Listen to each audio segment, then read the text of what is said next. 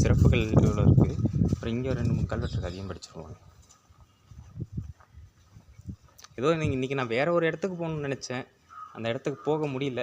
சரின்னு சொல்லிட்டு சரி இந்த கோயிலில் நம்ம முடிச்சுட்டு அப்புறம் பார்க்கலான்னு சொல்லிட்டு வந்துட்டேன். அதை படிச்சுட்டேன். குரு பகவான் இங்கே 2-3 கல்வெட்டு, அதை படிச்சிருவாங்க.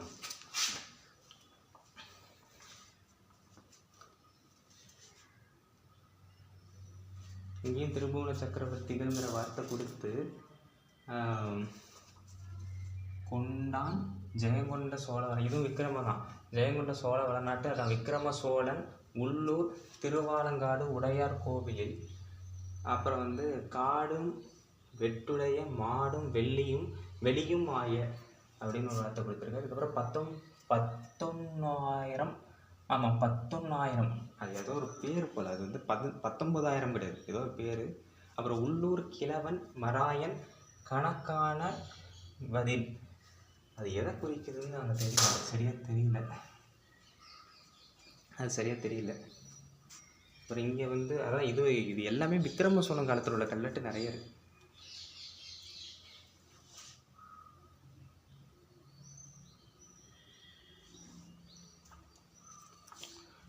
கோவில் ரொம்ப சிறப்பாக தாங்க இருக்குது. நானே இப்போ தான் இன்னும் நிறைய விரிவாக பார்க்குறேன் அந்த கோவிலில் உள்ள விஷயங்களை. பாருங்க, இந்த இன்டீரியர் டிசைன்ஸ்லாம் அவ்வளோ அழகாக இருக்குது. நிறைய கற்றுக்கலாங்க. நம்ம முன்னோர்கள் செஞ்சு வச்ச கோவில்லேருந்து எக்கச்சக்க விஷயங்கள் கற்றுக்கலாம். இப்போ நானே இந்த கோவிலை விட்டு வெளியேறும் பொழுது ஒரு 50% விடயங்கள் மட்டும்தான் தெரிஞ்சுட்டு போயிருப்பேன். அவ்வளோ விஷயங்கள் நானும் விட்டுட்டு போயிருப்பேன். அவங்க அந்தளவுக்கு அந்த விஷயங்களில் மறைச்சி வச்சுட்டு போயிட்டாங்க. நான் எதிர்பார்த்ததை விட அதிகமான கல்வெட்டே நான் படிச்சுட்டேன்.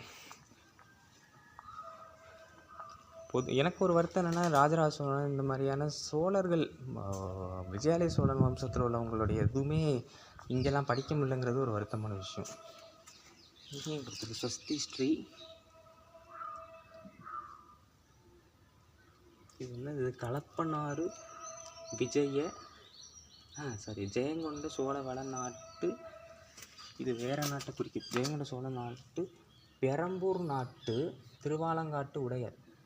அதாவது இது வந்து அதுக்கு முன்னாடி வந்து பார்த்திங்கன்னா பெரம்பூர் நாடுங்கிற நாடு பெரம்பூர் பக்கத்தில் தான் இருக்குது. பெரம்பூர்னால் திருவாரூர் மாவட்டத்தும் இதுக்கும் உள்ளே இருக்குது. பெரம்பலூர் கிடையாது, பெரம்பூருங்கிறது சென்னையிலையும் ஒரு பெரம்பூர் இருக்குது.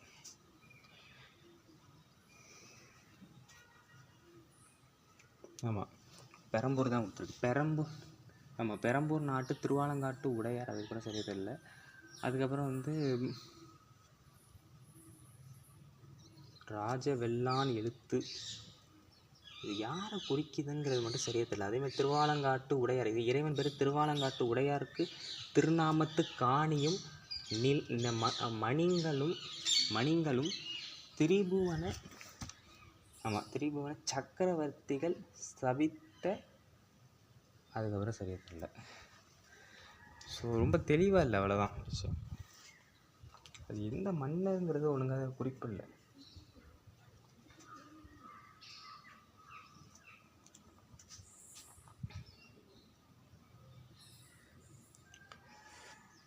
இன்னொன்று இதுக்கு பக்கத்தில் தான் வந்து திருவாவடுதுறை இருக்குது. அது நம்ம ஏற்கனவே சொல்லிட்டோம். இருந்தாலும் இதுவும் முக்கியமான கோயில். இது திருவாவடுதுறை கண்ட்ரோல் தான். பொதுவாக வந்து முதலாம் ராஜராஜ சோழனுக்கு ஒரு பெரிய மதிப்பு உண்டு. இப்போ இவர் எப்படி 3ஆம் குலோத்துங்கன் வந்து இந்த பாதுகையை வைத்தாரோ, திருமுறையை மீட்டாரோ, அதேமாதிரி இவரும் அப்படி தான் சிவனோட மிகப்பெரிய பக்தராகவும் இருந்தார். இவர் சோழ சாளுக்கியரை சேர்ந்தாலும் இவரும் தமிழ் மொழியில் உள்ள நிறைய விஷயங்களை வந்து மீட்டு கொண்டிருக்கார். இன்னும் நிறைய கல்வெட்டுகள் தெரியும். ஆனால் நான் பார்த்த வரைக்கும் இங்கே வந்து கல்வெட்டு எல்லாமே விக்ரம சோழனோட கல்வெட்டை தெளிவாக எடுத்துரைக்குது. ஜெயங்கொண்ட சோழ வளநாட்டு விக்ரம சோழ திருவாவடுதுறை உடைய நாயனார் தான் குறிக்குது இங்கே உள்ளது. அதேமாதிரி இங்கே பாருங்களேன், அந்த நாகரோட சிலையில் உள்ள அந்த சிம்பிள்ஸை பாருங்க, ஒரு மாதிரி வித்தியாசமாக கொடுத்துருக்காங்க பாருங்க. 2 பாம்பு தான், அது கொஞ்சம் பெருசாக கொடுத்துருக்காங்க. அது இந்த மாதிரி இந்த கோயிலில் தான் நான் கொஞ்சம் அதை பெருசாக பார்க்குறேன். இது அவ்வளோதாங்க, உள் பிரகாரம் அவ்வளோதான்.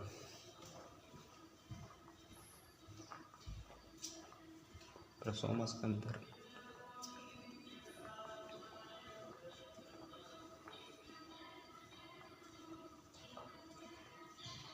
அப்புறம் வந்து மகாலட்சுமி, அதுக்கப்புறம் வண்டார்குழலி. இதுதான் பழைய அம்மன். வெளியில் ஒரு அம்மன் இருக்காங்க, அவங்களும் வண்டார்குழலி தான். ஆனால் இதுதான் பழைய அம்மன் வண்டார்குழலி, பெரிய சிலை வண்டார்குழலி அம்மன். இது ஒரு சிறப்பு என்ன அப்படின்னா, அதான் நான் ஏற்கனவே சொன்ன மாதிரி திருவாலங்காடுங்கிறது 2 திருவாலங்காடு இருக்குது. இது வந்து மயிலாடுதுறை மாவட்டத்தில் உள்ள திருவாலங்காடு, மாந்தித்தலம், அவ்வளோதான். அது டிஃப்ரென்ஸ் நம்ம எப்படி பார்க்கணும்னா, அது மாந்தித்தலம். இது அந்த தலம் வந்து பார்த்திங்கன்னா திருவாரூரில் உள்ளது வந்து காரைக்கால் அம்மையார் முக்தி பெற்ற தலம். இன்னொன்று நடராஜருடைய சபையில் உள்ளது. அதேமாரி இங்கே சரஸ்வதி தேவி உட்கார்ந்த நிலையில், இது எல்லாமே முன்னாடியே வைத்திருக்காங்க. அது ஒரு கூடுதல் சிறப்பு.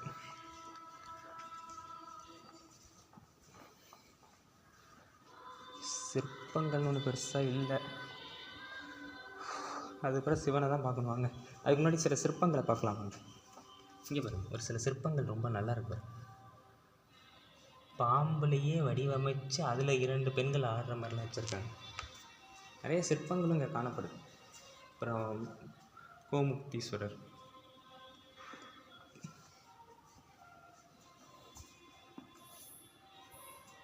சில சிற்பங்கள் அங்கே வெளியில் ஒரு 2-3 சிற்பம் பார்த்தேன். ஒரு ஏலியன் மாதிரி ஒரு சிற்பம் வந்தது, அது ரொம்ப வித்தியாசமாக இருந்தது. எவ்வளோதாங்க இருக்குது. இதெல்லாம் கல்வெட்டுலாம் அழிச்சிருக்கானுங்க, பார்த்தாலே தெரியுது. பின்னாடி வந்தவனுங்க எல்லாம் கல்வெட்டை சூப்பராக அழிச்சிருக்கானுங்க.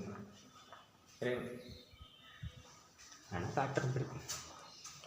எவ்வளோ உள்ளே வர வேண்டியதாக இருக்குது பாருங்க. இறைவனோட கருவறைக்கு வரும் தான் இறைவன் வதாரணேஸ்வரர். திருவாலங்காடு உடைய நாயனார் இவர் தான்.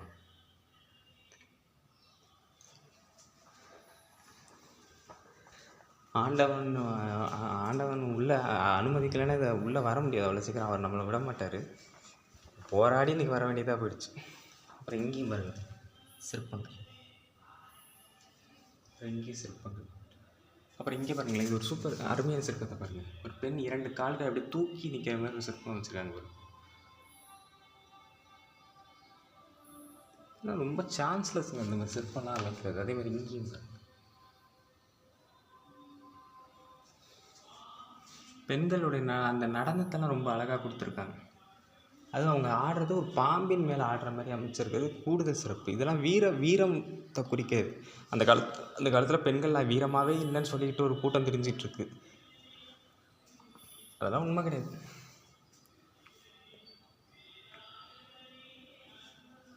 மூவர் ஆடுற மாதிரி சிற்பங்கள் நிறையா இருக்குங்க, எக்கச்சக்கம் இருக்குது. இந்த கருவறை தூணில் அப்புறம் இங்கே பாருங்கள், இங்கே இது யாருன்னு சரியாக தெரியல.